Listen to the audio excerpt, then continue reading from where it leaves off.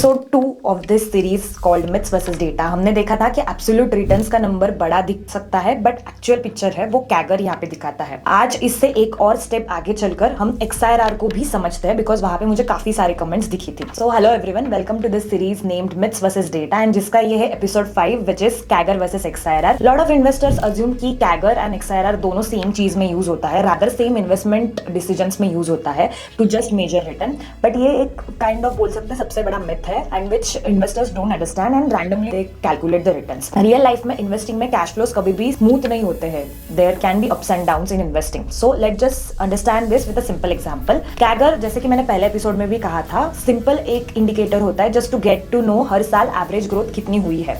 As compare to that absolute returns is a different story. आप वो episode 2 देख सकते हो फॉर द डिटेल्स। बट हर बार एक लाइन में ही कोई इन्वेस्टर इन्वेस्ट नहीं करता है, there can be ups and downs जो कैगर में कंसीडर नहीं होते हैं।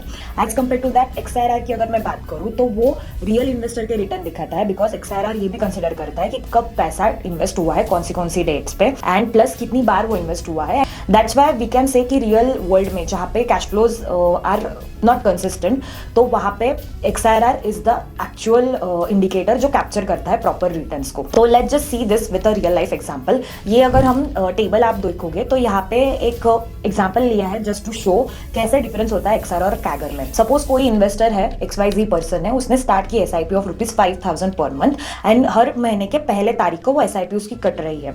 तो अगर हम इसमें देखेंगे कि 12 मंथ्स के लिए ये ओवरऑल SIP ये जो इन्वेस्टर है XYZ उन्होंने कंटिन्यू की है and that's why invested amount था 60,000 बेस्ड ऑन 12 मंथ्स के लिए 5,000 रुपीज पर मंथ किया है। At the end of the 12th month के बाद कैश आउटफ्लो के बाद यहाँ पे जो करंट वैल्यू है वो है 68,000। तो अगर मैं कैगर यहाँ पे कैलकुलेट करूंगी तो वो आता है 13% अगर हम एक साल के हिसाब से यहाँ पे कैलकुलेट करेंगे। But this is not the real picture. Why? क्योंकि हर एक मंथ को 5,000 रुपीज जा रहे हैं रादर देन एक बार ही पूरा अमाउंट यहाँ पे इन्वेस्ट नहीं हुआ है। सो दैट्स व्हाई XIRR यहाँ पे देखना इंपॉर्टेंट है, कंसिडरिंग हर मंथ 5,000 रुपीज जा रही है and it's showing me around 25% which is the real picture in case of this.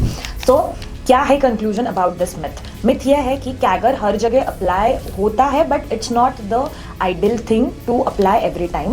CAGR mostly use कर सकते हो आप कोई अगर आपने वन टाइम इन्वेस्टमेंट की है या फिर लमसम बस पैसा डाल के रखा है।